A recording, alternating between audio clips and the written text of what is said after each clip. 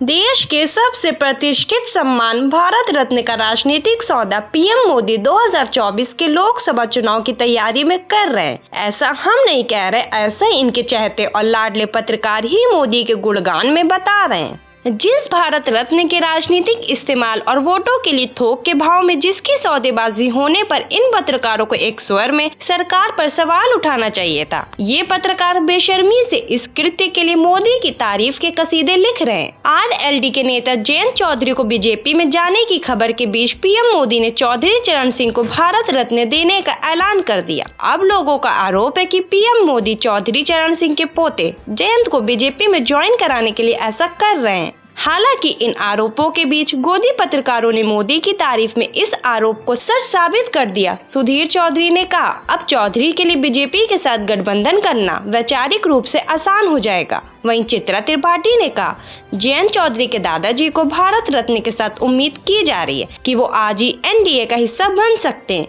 नरेंद्र मोदी ने जयंत चौधरी को लेकर तीसरे टर्म में बड़ी प्लानिंग कर रखी है। सूत्रों ने ये जानकारी दी। पत्रकार सुधीर चौधरी और चित्रा त्रिपाठी के ट्वीट पर ध्यान दें तो ये स्पष्ट है कि इनका ये मानना है कि इस भारत रत्न के दिए जाने के बाद से जयंत चौधरी बीजेपी में ज्वाइन करने से मना नहीं कर सकते। ऐसे में जयंत चौधरी का बयान भी ऐसा आया है। उन्होंने कहा है कि अब किसी भी सूरत में बीजेपी को मना नहीं किया जा सकता, जिससे स्पष्ट होता है कि बीजेपी में ज्वाइन करने के लिए उन्हें भारत रत्न का प्रलोभन दिया गया। अब ऐसे में भारत रत्न का राजनीतिक दुरुपयोग भी इसे कहना गलत नहीं होगा। आपको बता दें, पीएम मोदी ने चौधरी चरण सिंह के चरणों में पुष्पांजलि स्थापित करते हुए अपनी तस्वीर शेयर करते हुए कहा, हमारी सरकार के ये सौभाग्य है कि देश के पूर्व प्रधानमंत्री चौधरी चरण सिंह को भारत रत्न से सम्मानित किया जा रहा है। इस तस्वीर पर जयंत चौधरी ने कोट करते हुए लिखा, दिल जीत लिया, #भारत रत्न। हालांकि जयंत चौधरी के बीजेपी के ज्वाइन करने की खबरों के बीच जयंत चौधरी के कई बयान भी वायरल हैं। उस पर उनसे सवाल भी पूछा गया, जिसका जवाब उन्होंने दिया कि अब किस मुंह से बीजेपी को मना करें और पुराने बयानों को, विपक्ष के बयानों को नहीं देखना चाहिए।